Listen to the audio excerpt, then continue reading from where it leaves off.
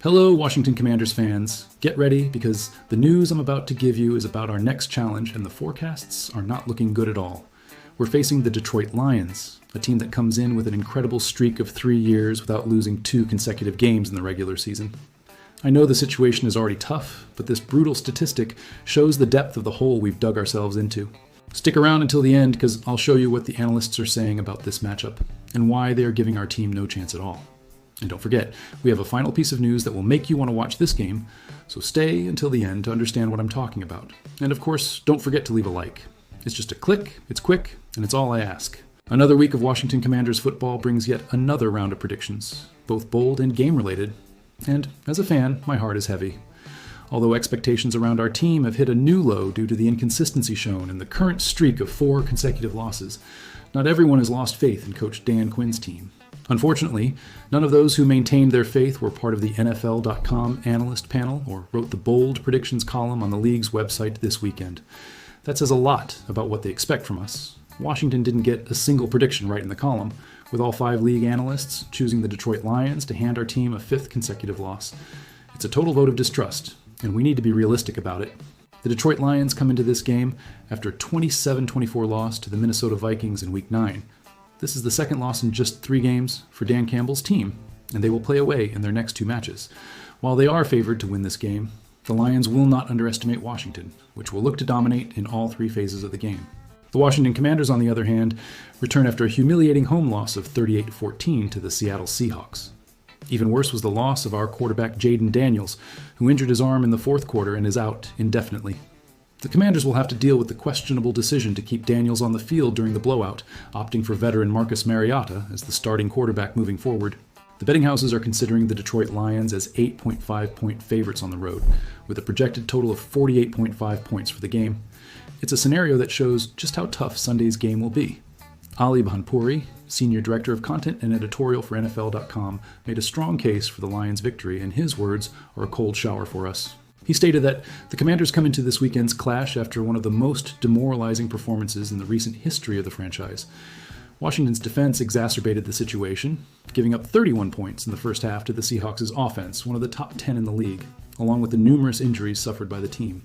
Counting on a sudden recovery from Dan Quinn's team, which has been struggling throughout the season, against Dan Campbell's relentless defense, ranked 11th, seems reckless.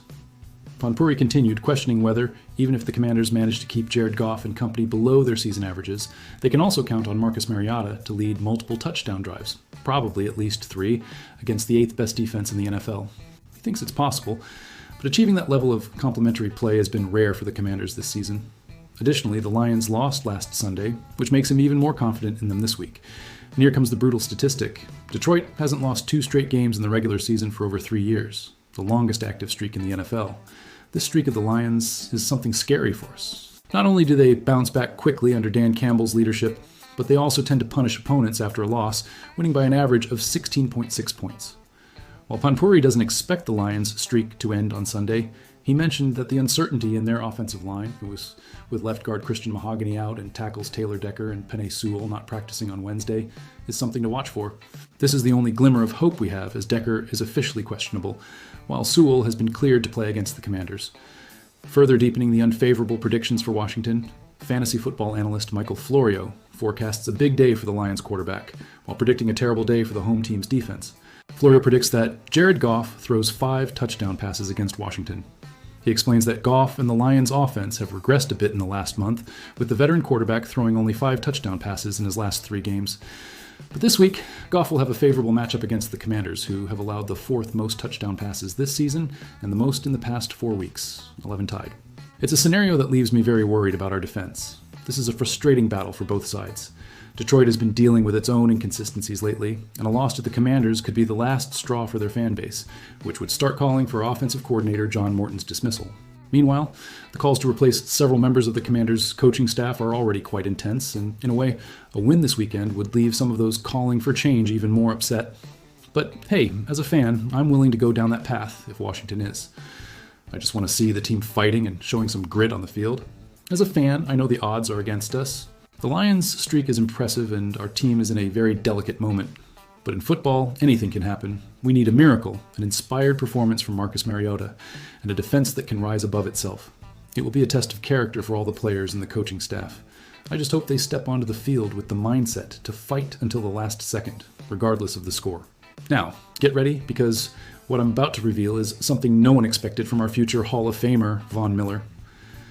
Amid a nightmare season, with losses and injuries that have left us pulling our hair out, he just made a statement that's going to shock you and could completely change the way we see the future of our team. Stay until the end, because I'm going to tell you what he said, why this is so surprising, and what the front office can do with this bombshell information. And before we continue, subscribe to the channel now and leave a like, because only here will you get the most honest and unfiltered analyses about the Commanders. Hit the bell so you don't miss any updates on this situation that's heating up. The Washington Commanders hired Von Miller at the end of the summer with a clear mission.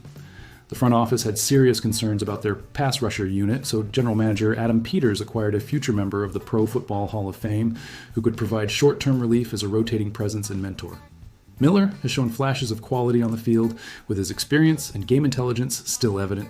He is not the dominant and game-changing player of previous years, but no one expected him to be. And as a fan, I was just happy to see him in our jersey. Health issues in the pass rusher unit are also not helping, forcing Miller into a larger role.